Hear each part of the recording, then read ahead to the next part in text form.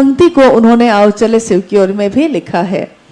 साहब लिखते हैं, कहते हैं कि मैं शमशान के उस भयावह अंधेरे में बैठा हूं और सोचता हूं, पीछे मुड़कर देखता हूं अपने पिछले 14 वर्षों के जीवन को। जब से 12 साल के बाद 13वें वर्ष से लेकर 1974 तक 14 वर्ष हो गया था। साहब ने कहा, मैंने अपने 14 वर्षों को पीछे मुड़ के देखा, मुझको क्या मिला, क्या हासिल किया मैंने। हाथ खाली के खाली है।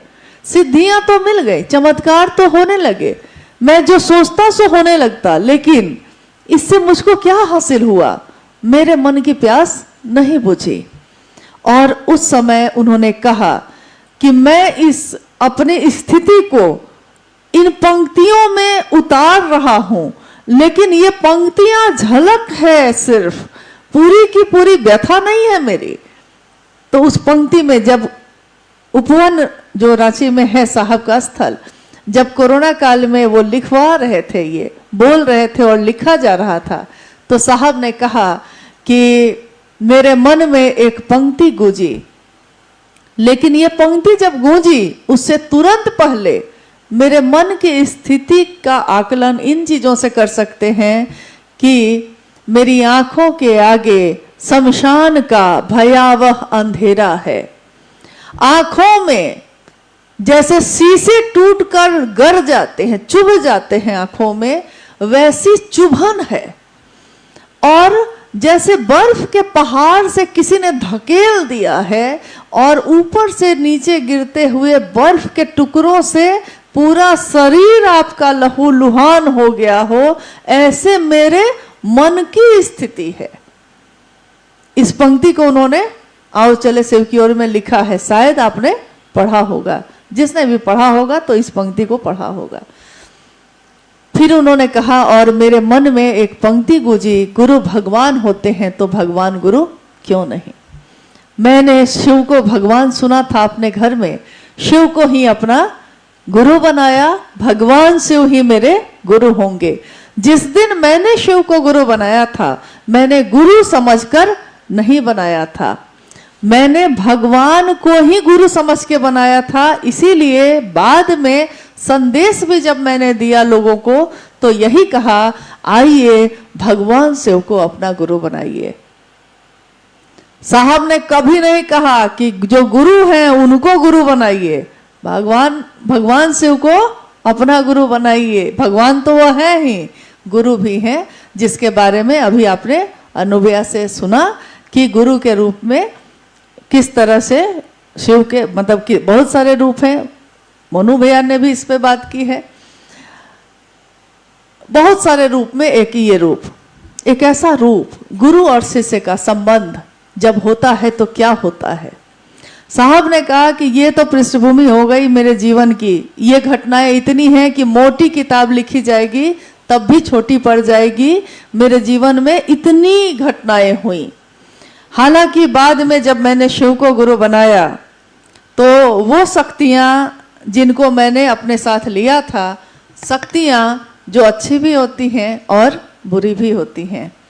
कहा उन्होंने कि अगर अच्छे लोगों का साथ लीजिएगा ना और उनको छोड़ दीजिएगा, किसी दिन मान लीजिए वो आपको छोड़ दे या आप उसको छोड़ दीजिए, तो वो आपको तंग नहीं करेगा।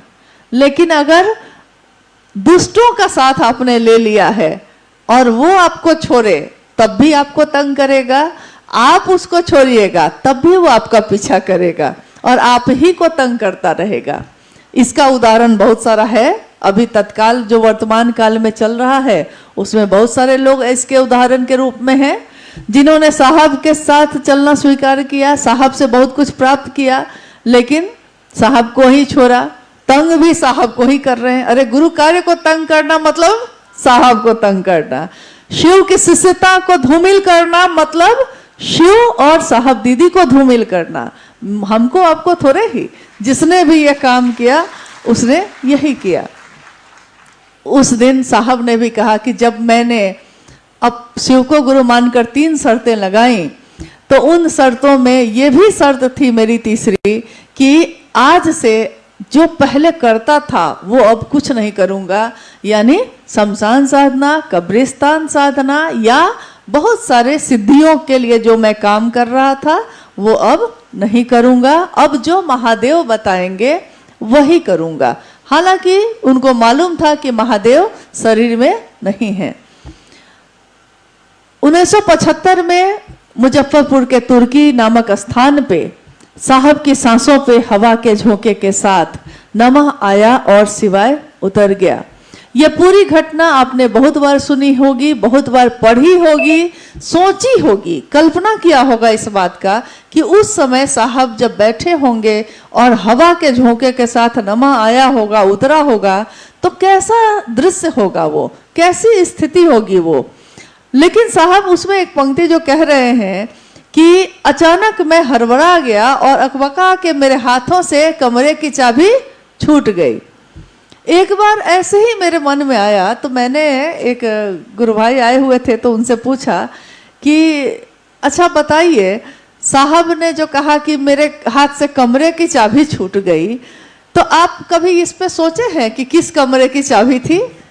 तो उन्होंने कहा कि जी ना, इस पे तो मैंने कभी नहीं सोचा। मतलब हम लोग उतना ही सुनते हैं जितना कोई सुनाता है, खुद से कुछ जानना नहीं चाहते, खुद से कुछ समझना नहीं चाहते। तो मैंने पूछा कि आपने कभी ये नहीं सोचा कि साहब का तो घर था ना वो, मतलब साहब के पिताजी का सरकारी क्वार्टर था तुर्की में, तो जब अपने घर में कोई रहेगा तो कमरे की चाबी क्यों लेके रहेगा? हम लोग कभी अपने घर में अपने कमरे की चाबी लेके बैठते हैं? साहब क्यों बैठे थे? क्योंकि साहब ने ये लिखा है हालांकि, और बताया भी है बहुत बार, कि मेरी स्थिति विक्षिप्तों जैसी हो गई थी और मैं अब अपने घर में जाता भी नहीं था। उस क्वार्टर के सामने एक छोटा सा क्वार्टर, जो अभी भी शायद होगा, मुझको लगता है होगा, और उसमें एक कमरा था, छोटा बरामदा था, हो सकता है सर्वेंट के लिए बना होगा। साहब अपने घर के से निकलकर उसमें रहने लगे और एक दरी, 2 ईंट का तकिया, एक बल्ब, कुछ किताबें, यही उनका साथी है। सोचिए कौन सी संपत्ति थी। मैंने एक बार साहब से कहा ये कि कौन सी संपत्ति थी जो आप उस पे ताला लगा के निकलते थे? साहब ने कहा, अरे गरीब का दरी भी उसके लिए बहुत कीमती होता है भाई, मेरा कोई ले लेता तब। तो वही चाबी उनके हाथ में उस समय थी जब नमः शिवाय आया और उनके हाथ से चाबी छूट गई। जो उनकी माँ ने कहा, का भुलाइल रहे? साहब ने कहा, कुछ ना, चाबी भुलाइल रहे, मिल गई। चाबी यानी आध्यात्म की चाबी। उस एक क्षण के बाद साहब ने कहा कि मुझको लगा कि जैसे मुझको सब कुछ समझ में आ रहा है। मैं सोचता था और लोगों के साथ घटनाएं हो जाती थी, लेकिन वो घटनाएं शुभ होती थी, अशुभ नहीं होती थी, खराब नहीं होती थी। जो मैं सोचता था घटित होता था वो शुभ होती थी।